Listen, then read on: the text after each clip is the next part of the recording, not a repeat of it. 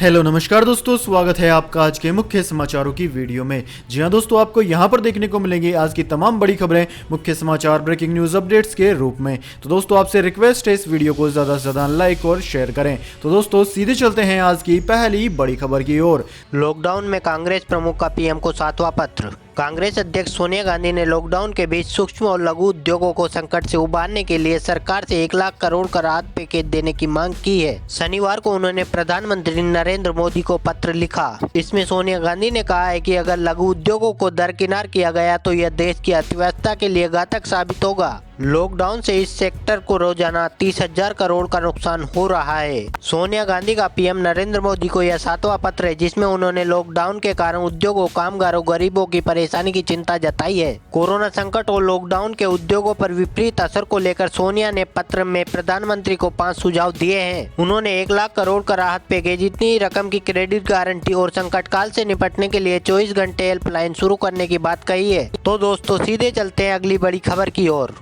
9 राज्यों से ground report. Rajasthan में नहीं मिली लॉकडाउन में छूट, छत्तीसगढ़, झारखंड में भी प्रतिबंध पहले की तरह लागू। दोस्तों 1 महीने से ज्यादा वक्त से जारी लॉकडाउन में शुक्रवार देर रात केंद्र सरकार ने कई रियायतें दी। हालांकि संक्रमितों की लगातार बढ़ती संख्या से सहमे कई राज्यों ने लॉकडाउन के नियमों में कोई ढील नहीं दी। राजस्थान सरकार ने कहा है कि अभी जैसी व्यवस्थाएं हैं वही चलती रहेगी। वहीं मध्य प्रदेश सरकार ने रविवार से कुछ इलाकों में ढील दिए जाने की बात कही है, जबकि पंजाब सरकार ने कहा है कि 3 मई तक राज्य में कर्फ्यू रहेगा। हरियाणा में लॉकडाउन के नियमों में कोई राहत फिलहाल नहीं दी गई है। वहीं संक्रमण से सबसे ज्यादा प्रभावित महाराष्ट्र में भी कोई अतिरिक्त छूट नहीं दी गई है। दोस्तों सीधे चलते हैं अगली बड़ी खबर की ओर।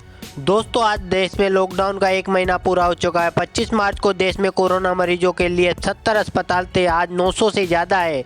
वेंटिलेटरों की संख्या भी 14,000 से बढ़कर 50,000 हुई है। दोस्तों कोरोना संक्रमण को रोकने के लिए ठीक 1 महीने पहले यानी 25 मार्च को देश भर में 21 दिनों का लॉकडाउन शुरू हुआ था। तब तक देश में कोरोना के 603 पॉजिटिव मिल चुके थे। इनमें से 11 की मौत हो चुकी थी, जबकि 43 मरीज ठीक हो चुके थे। अब देश में कोरोना मरीजों के इलाज के लिए सिर्फ 70 कोविड डेडिकेटेड अस्पताल थे। पीपीई किट, N95 मास्क और वेंटिलेटर की संख्या जरूरत के हिसाब से काफी कम थी। इस 1 महीने में इन सब में बढ़ोतरी देखने को मिली है। कोविड-19 अस्पतालों की संख्या 70 से बढ़कर 900 हो गई है। अब हर रोज 25,000 पीपीई किट तैयार हो रही है, जबकि वेंटिलेटर्स की संख्या 14,000 से बढ़कर 50,000 के करीब पहुंच चुकी है। हालांकि जरूरत के हिसाब से यह अभी काफी कम है।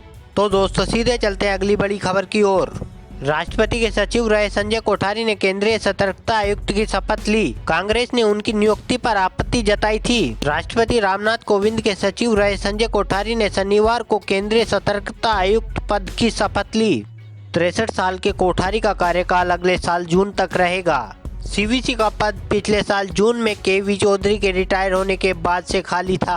राष्ट्रपति भवन में रामनाथ कोविंद ने कोठारी को पद और गोपनीयता की शपथ दिलाई। इस मौके पर प्रधानमंत्री नरेंद्र मोदी और उपराष्ट्रपति वेंकैया नायडू भी मौजूद रहे। हालांकि कांग्रेस ने कोठारी की नियुक्ति पर आपत्ति जताई थी। संजय कोठारी 1978 बैच के हरियाणा कैडर के IAS अफसर थे। 2016 में वे department of personnel and training के सचिव पद से रिटायर हुए थे। 2017 में उन्हें राष्ट्रपति का सचिव बनाया गया था। उन्होंने सर्टिफिकेट ऑफ गजेटेड अफसर के बजाय खुद से सत्यापन करने की शुरुआत की थी।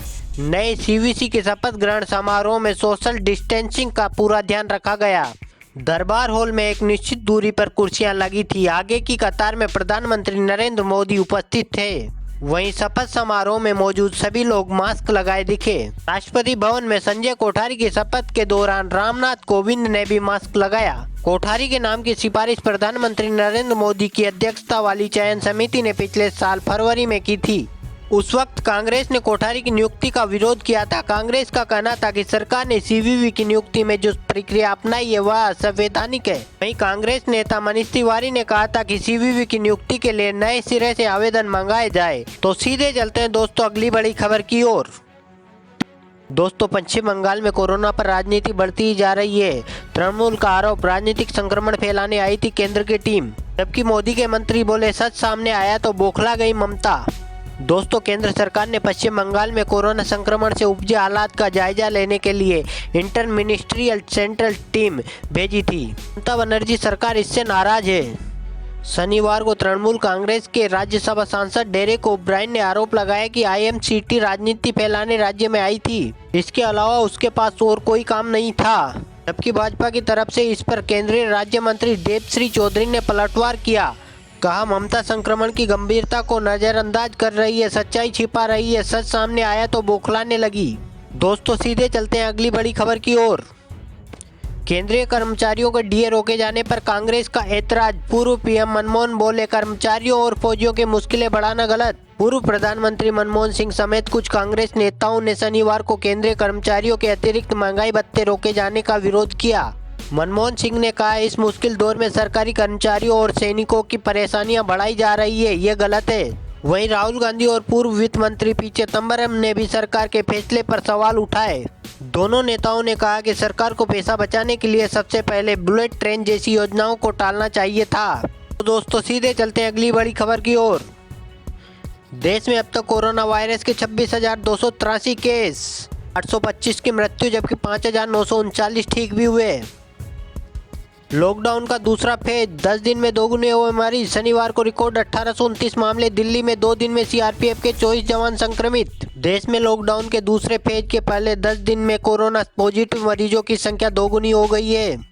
15 मार्च को संक्रमितों की संख्या 12,370 थी, जो 25 अप्रैल यानी शनिवार को बढ़कर 26,284 हो गई। शनिवार को रिकॉर्ड 1835 नए मामले आए। यह अब तक एक दिन में नए मरीजों की सबसे बड़ी संख्या है। इससे पहले 23 अप्रैल को 1667 संक्रमित मिले थे। इसके अलावा 24 अप्रैल को 1408, 22 अप्रैल को 1292, 21 अप्रैल को 1537, 20 अप्रैल को 1239, 19 अप्रैल को 1580 मरीज मिले थे। इसके साथ ही देश में कोरोना वायरस से संक्रमित लोगों की संख्या 26,283 तक पहुंच गई है। कोरोना वायरस से सबसे ज्यादा प्रभावित 5 राज्य: महाराष्ट्र 7,628, गुजरात 3,071, दिल्ली 2,625, राजस्थान 2,083 व मध्य प्रदेश 1,945। दोस्तों ये आंकड़े covid19india.org और राज्य सरकारों से मिली जानकारी के अनुसार है। अमेरिका का बड़ा हमला।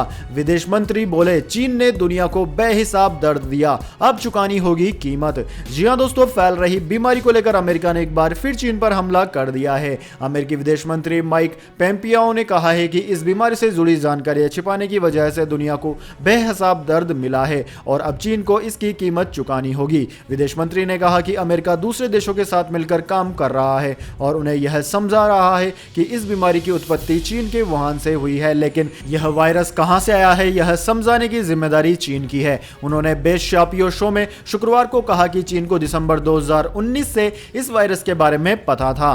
पोम्पियो ने कहा कि हमें अमेरिका में हुई मौतों और यहां जिस तरह के आर्थिक हालात और आर्थिक नुकसान का सामना करना पड़ रहा है उसके लिए जिम्मेदार पक्षों की जवाबदेही तय करनी होगी। वैश्विक अर्थव्यवस्था बर्बाद हो गई है। उन्होंने कहा कि कूटनीतिक तौर पर हम दुनिया भर के देशों से बात कर रहे हैं, सही कदम उठाने में, अर्थव्यवस्थाओं को फिर से खोलने में और यह सुनिश्चित करने में मदद कर रहे हैं कि सही समय आने पर अंतर्राष्ट्रीय यात्राएं शुरू की जा सके ताकि वैश्विक व्यापार शुरू हो सके। इसके बाद दोस्तों रुक करते हैं आज की अगली बड़ी खबर का। बंद के बीच जियो का धांसू प्रोग्राम, दूसरों का रिचार्ज कर करें कमाई। जी हां दोस्तों, रिलायंस जियो ने ग्राहकों को अपने नेटवर्क पर अब दूसरे उपभोक्ताओं के अकाउंट को भी रिचार्ज करने का ऑप्शन दे दिया है, जिसके लिए उन्हें कैशबैक भी मिलेगा। दोस्तों जियो ने हाल ही में जियो एसोसिएट प्रोग्राम की शुरुआत की है, जिसके तहत यूजर्स को अपने दोस्त, रिश्तेदार या फिर करीबी का रिचार्ज कराने पर कमाई करने का मौका मिलेगा। मिली जानकारी के अनुसार इसके लिए उन्हें करीब 4% का कमीशन मिलेगा। वे अन्य उपभोक्ताओं के खातों का रिचार्ज एक मोबाइल ऐप के जरिए कर सकेंगे। जियो ने यह कदम ऐसे समय में उठाया है जब इस बीमारी की वजह से लागू बंद के चलते बहुत से लोग अपने फोन को रिचार्ज नहीं कर पा रहे हैं। इसके बाद दोस्तों रुक करते हैं आज की अगली बड़ी खबर का। मौसम समाचार, आज फिर बदलेगा मौसम, देश के इन इलाकों में आएगी आंधी तूफान और गिरेगा पानी। जी हां दोस्तों, उत्तर भारत में मौसम एक बार फिर बदल रहा है। अगले 24 घंटों के दौरान हिमाचल प्रदेश, उत्तराखंड, पश्चिमी उत्तर प्रदेश, मध्य प्रदेश, आंध्र प्रदेश, तमिलनाडु और हरियाणा में बारिश हो सकती है। अगले 24 घंटों के दौरान उत्तरी और पश्चिमी राजस्थान के कुछ हिस्सों में धूल भरी आंधी के साथ हल्की बारिश के आसार हैं। दोस्तों मौसम बताने वाली निजी वेबसाइट वेबसाइट स्काईमेट वेदर की रिपोर्ट के मुताबिक 24 घंटे के दौरान पश्चिम बंगाल, सिक्किम, छत्तीसगढ़, तेलंगाना, केरल, दक्षिणी आंतरिक और दक्षिणी तटीय कर्नाटक के कुछ हिस्सों में हल्की बारिश हो सकती है। इसके बाद दोस्तों रुक करते हैं आज की अगली बड़ी खबर का। बंद के कारण कोटा में फंसे 44 छात्रों को वापस लेकर आई हरियाणा सरकार। जी हां दोस्तों, पिछले एक महीने से जारी बंद के कारण राजस्थान के कोटा शहर में फंसे हिसार के 44 छात्रों को आज सकुशल अपने घर वापस लाया गया। सरकार के आदेशों पर रेवाड़ी डिपो की बसों द्वारा इन छात्रों को हिसार वापस लाया गया है। दोस्तों आपकी जानकारी के लिए बता दें, ये छात्र पढ़ाई के लिए दूसरे शहरों में गए थे जो कि बंद के कारण वहीं फंसे हुए थे। इसके बाद दोस्तों रुक करते हैं अगली बड़ी खबर का। दुनिया भर में बिक रहा है पानी से भी सस्ता कच्चा तेल। 3 मई के बाद भारत के लिए बन सकता है वरदान।